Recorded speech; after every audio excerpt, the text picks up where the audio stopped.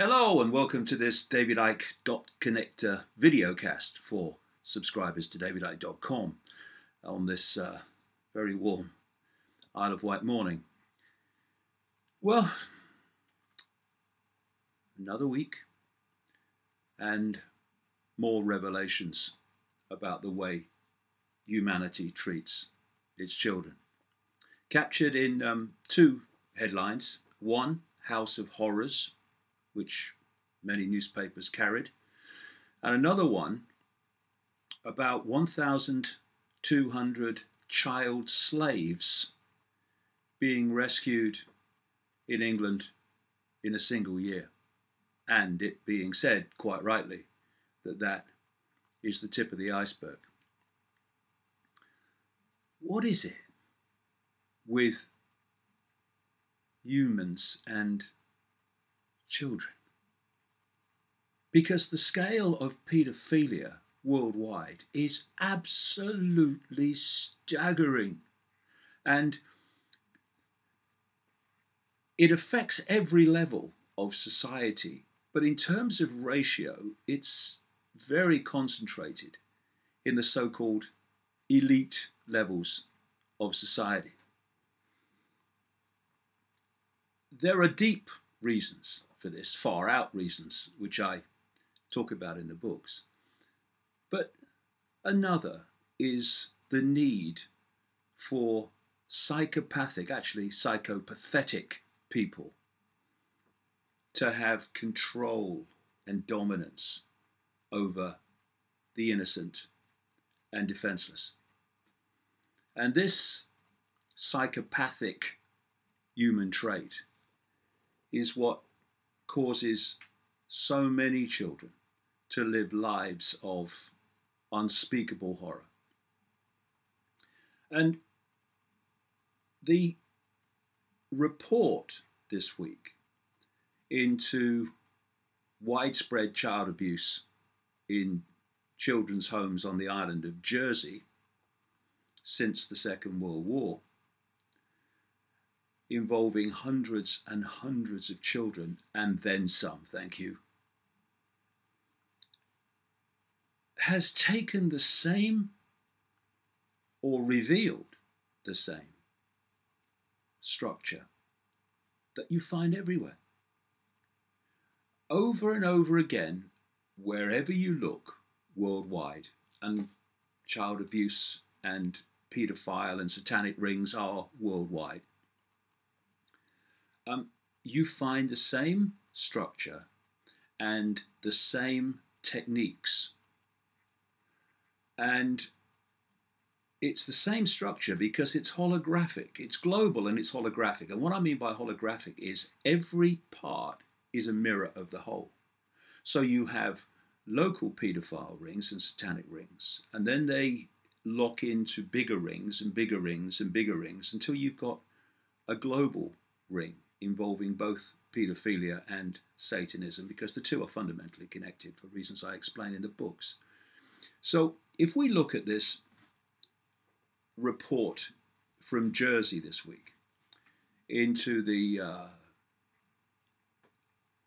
massive abuse of children there, on an island of only 100,000 people, you can't know about child abuse on the scale that was going on an island of 100,000 people. Of course you do. Of course the authorities did. And as the report points out, when the children got a chance to say this is what's going on, they were ignored. Of course they were ignored. That's why the paedophile and satanic rings can continue, because any exposure is pushed down. And so if we look at this report, we'll see the recurring themes. First of all, the abuse itself, described in the report in terms like cruel and degrading punishments, an oppressive and fearful environment. These are kids, for goodness sake. Humiliating and degrading treatment, homes managed in a strict and physically dominant way by psychopaths. Now, I'm not saying that all people that run or work at children's homes and care homes are psychopaths or paedophiles. Of course not. But, little question, if you're a paedophile and you want access to children, you're not going to get a job at an old people's home, are you? And this needs to be recognised, that wherever children are gathered, particularly in any number, then paedophiles are wanting to get in there somehow. And of course, because these are rings and not overwhelmingly just individuals, it means that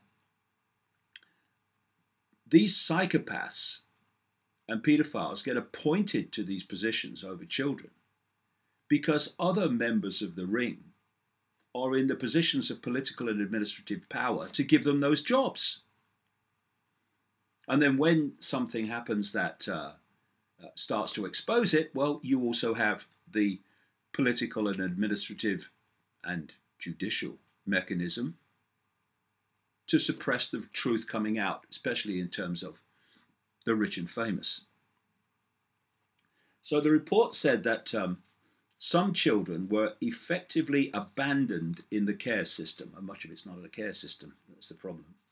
And Haute de la Garenne, this is the one they're calling the House of Horrors in Jersey, a horrific place, had a toxic mix of personalities who treated children harshly. Now, when you have a paedophile centre like Haute de la Garenne, you're not going to put non-paedophiles in there in any number in terms of control, because those who are paedophiles will quickly get exposed. This is why when you're looking at these things, you don't just look at the people who ran the homes, who were paedophiles. Look around those that allowed that to happen without being exposed. Look at those that gave them the jobs and ignored warnings of what was going on. Because these are rings, not overwhelmingly, like I say, individuals. Now, the other thing, of course, is everyone watches everyone else's back when it's a ring. So people are protected. I mean, look at Jimmy Savile. Jimmy Savile, the so-called BBC entertainer, has been exposed as a record-breaking paedophile decade after decade after decade, interacting as he was all the time with the rich and famous and the inner circle of British royalty, bosom buddy of Margaret Thatcher, the Prime Minister, a Prime Minister of a government at a time when many allegations have been made about a Westminster paedophile ring, which wasn't just going on then. It's going on now, for the same reason that this Jersey report said, despite all that's happened, all that's been exposed, children on Jersey are still in danger and vulnerable to the same basic forces that they are exposing. And Haute de la Garenne is a place where Jimmy Savile went, and also Jersey was a regular venue for former Prime Minister Edward Heath, who I exposed in the late 1990s as a paedophile and a Satanist. He's now under police investigation years and years and years after his death. He was alive for 7 more years after I named him. And he had every chance to respond, but didn't. Why? Because it was true. And Savile got away with it because of that. And we come to the next in the list of always there in this Jersey report, and that is protecting the powerful, like Savile, like Heath. And if you look at the Westminster paedophile ring, which there have been a massive cover-up, then you have the protection of the powerful. They don't mind if a few low-level rank-and-file paedophiles, low-level rank-and-file within the ring, I mean, get collared. They're not bothered about that because it doesn't potentially lead to the rich and famous necessarily, because they'll be terrified of saying anything anyway. But the rich and the famous and the political names, they are invariably protected. You look at the inquiry into mass child abuse in Wales, in North Wales, and again, the famous political figures which the victims were naming got away with it. So you look to America. Anyone who is in any way close to Father George Bush knows that he is a monumental paedophile. I've been naming him in my book since the 1990s. Again, and we had the so-called Franklin cover-up in Nebraska, when the rich and famous again were being exposed as being involved in a paedophile ring that went right into the heart of the Republican Party. What happened? Suppression, suppression, suppression. This is a constant theme, and it has to be in terms of protecting these people, because so many are actually involved in it worldwide. And we had this extraordinary quote from a whip, a parliamentary whip of Edward Heath. Parliamentary whips, of course, for people who don't have them in their countries, basically are there to keep control of the members of Parliament and make sure they vote in the way that the hierarchy wants. And this Heath parliamentary whip, Tim Fortescue, told a BBC documentary in 1995, documentary was called Westminster's Secret Service. He said that the whips could cover up scandals involving members of Parliament, including those involving, quote, small boys, and then essentially blackmailing them so that they would always vote as the hierarchy wanted from then on. This is the quote.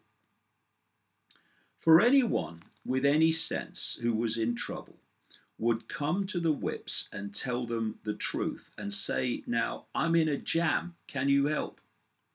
It might be debt, it might be a scandal involving small boys, or any kind of scandal in which a member seemed likely to be mixed up in. They'd come and ask if we could help, and if we could, we did. And we would do everything we can because we would store up brownie points. And if, I mean, that sounds pretty a nasty reason, yes it does, but it's one of the reasons, because if we could get a chap out of trouble then, he will do as we ask forevermore. I've been highlighting over the last couple of decades how paedophilia, Satanism too, but paedophilia is used as a way of blackmailing politicians, including major names, to then do what the hidden hand wants. Otherwise, they're going to be exposed. And here is a whip in the Heath government openly admitting that they covered up paedophilia. Consequences for anybody? Nothing. In Jersey, we've had the cover-up of the involvement of Ted Heath and his child supplier, Jimmy Savile. A woman said she was abused by Savile at a Jersey orphanage in 1969. She said she reported it to a nun. Amazing how often nuns get involved in this. But had her mouth washed out with soap and was told never to speak to anyone about it. This is what is happening all the time. It's happening now in care homes as I'm speaking, in Britain, in America, in Europe, in Australia, and so on. Former Haute de la Garenne residents said they were abused by Savile. One said the television star sexually assaulted him between 8 and 12 times in a camper van parked in the Haute de la Garenne grounds. And once again, common theme repeated and repeated. We've had the Jersey report this week talking about how the powerful were protected. And all these allegations against political figures that broke after the Savile scandal broke. What has happened in terms of any major political figure that has been named over these intervening years? Nothing. Nothing. And I was on a television programme, BBC television programme, with a guy called Michael Portillo, who was a former Conservative government minister. And he said during the interaction that allegations about the Westminster paedophile ring had been shown to be not true. No, they haven't. They've been covered up. And I find it amazing that a former Conservative government minister and long-time member of Parliament like Portillo could possibly not know how rampant paedophilia is in Westminster. Not to know, he must have spent his entire time there walking around with his eyes closed and his ears covered. The level of denial of the obvious is ridiculous. Another common theme in all these paedophile rings and reports: stopping genuine police officers investigating if famous names are involved. We saw this in Belgium in 1996, when the genuine investigative magistrate was fired from investigating the case of Marc Dutroux and child murder and paedophilia, which went into the upper levels of Belgian society and wider. And some spurious reason was concocted to get this guy off the case because he was starting to make the connections into the upper levels of Belgian society. So instead of saying, well, let's protect the children, no, let's protect the upper levels of Belgian society. And he was thrown out. Then you have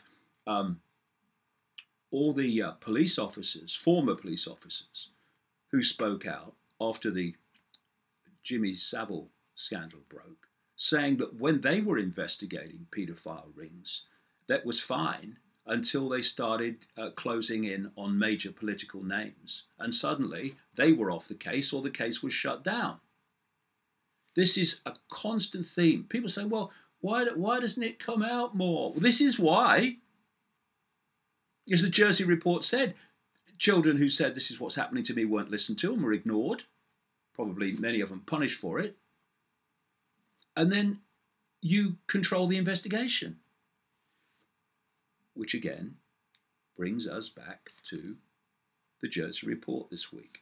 In the Jersey case, a genuine chief investigating officer was thrown off the case because he was determined to get to the truth. That's the last thing this lot want. And then the chief of police in Jersey, Graham Powers, was suspended. He was overseeing the case and he was supporting the chief investigating officer. And the Jersey Report said this week that a politician had lied to the Jersey Parliament to make the case for the suspension of Powers. And the inquiry said that this fueled concern of a cover-up. Well, quite right, because it bloody was. Next one in the structure. Taking children from families on ludicrous and made-up excuses. Thousands and thousands and thousands of children are taken from their parents by social services and the state every year in England alone. And many of these children, increasing numbers, are taken from loving parents and for, again, spurious reasons, made up reasons, to get them away from their families and into the care system, or what calls itself the care system. This process of making up reasons, going to secret courts which can't be reported, and then in secret getting a judgment to take the children from their families, often loving families in these cases, means that children can be identified by paedophile rings and targeted to order. And this is going on. Let no one kid themselves. They identify a child, we want that one. Members of the ring in social services then target the child with lies and made up excuses. They get the parents into a secret court, tell a pack of lies to the judge, even if the judge is genuine, and then they're taken from their parents, and this identified child then ends up as a slave of the ring. This is what's going on. While people are watching the sport and the game show and Simon Bloody Cow. And this Jersey Report this week, here it is again. It said, children have at times been removed from families without a statutory basis or for seemingly inconsequential reasons, including simply being rude.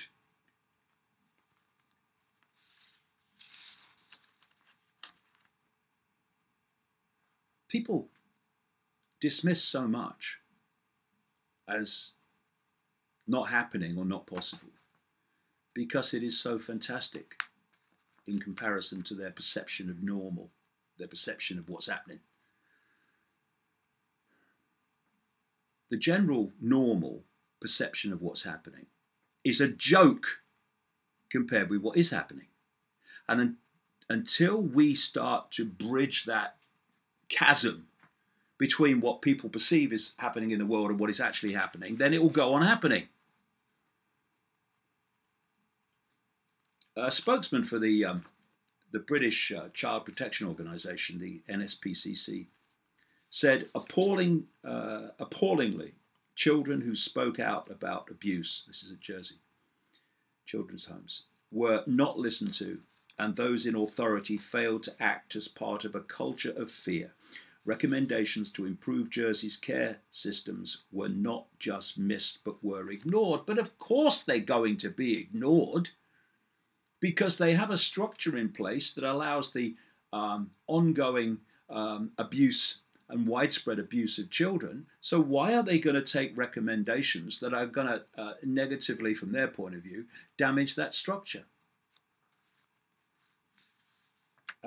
It says that children may still be at risk in the Jersey care system. Like I say, despite all that's been exposed. And on an island of 100,000 people, after all of that, children may still be at risk in the Jersey care system. Why? For the reasons I've just explained. And not just the Jersey care system either. The British one, the Irish one, the American one, the Canadian one, the Australian one, on and on and on, all over the world. And then we ask, okay, it's good that reports like this come out and from time to time and highlight at least the basic theme of what is happening. But then, what is done as a result? Here's some figures to give you an idea. In 2010, Jersey's chief minister issued a formal apology to all the victims after a police investigation reported 553 alleged offences between September 2007 and December 2010. In total, 315 were mentioned involving Haute de la Garenne, which was dubbed the House of Horrors. But out of all that lot, just eight people were prosecuted for 145 offences with seven convictions, despite 151 offenders and 192 victims being identified. This is another constant theme. It's like a fallback position. Your forward position is none of this is going on. Oh, it's a load of rubbish. It's a conspiracy theory. Then the evidence builds and builds and builds and builds. And so now you have to take a fallback position. Okay, yeah, well, there is some happening, yeah. But you want to hold that position at the small fry. So the big fish never get collared. And that is a constant recurring theme, and that's what's happened in Jersey. And Graham Powers, the Jersey police chief who was suspended for actually being too genuine, he said that the so-called Jersey way included never to do today what you can put off for 10 years. Well, this is not just the Jersey way, it's the British way in terms of paedophilia and Satanism, and it's the American way and the Canadian way and the Australian way and all their ways. And he said that a disproportionate amount of power was concentrated in the hands in Jersey of a few ancestors who had lived on the island for centuries and who were keen to resist Anglicisation. They were keen to resist losing control so that this stuff could come out. And that same position, that same structure of a tiny few dictating everything happens everywhere, as I've been exposing for so long. So we're looking at psychopaths controlling events. And of course, if you're talking about paedophilia, you're talking about psychopaths. You look at the traits, there's something called the hair test of psychopathic traits. You look at that list and it just describes paedophiles to a T. But there are other ways that humanity abuses its children. 1,200 child slaves rescued in a year.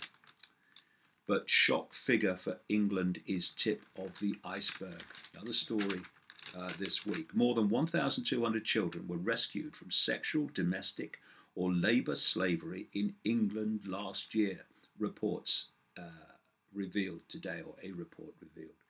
They were identified by police charities and welfare experts as potential victims of so-called modern slavery, which includes human trafficking and forced labour.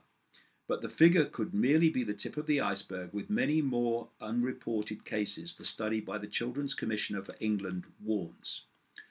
Anne Longfield has urged politicians to stamp out the horrendous exploitation of youngsters by adults. Don't hold your breath. She said slavery was just one of several serious issues that forced millions of children across the country to live vulnerable or high-risk lives. Her report cites the latest figures from the government's National Referral Mechanism, the NRM, the official framework for identifying and helping victims of slavery and trafficking. Some 1,204 children aged up to 17 were referred to the NRM last year for suspected domestic servitude, labour or sexual exploitation in England, an increase of a third from 2015. British nationals were the biggest group of these children, followed by kids from Albania, from Vietnam, and from Nigeria. But the report says that there are many invisible children who may be particularly vulnerable due to gaps in identification. These youngsters have been victims of modern slavery but not reported to the National Referral Mechanism.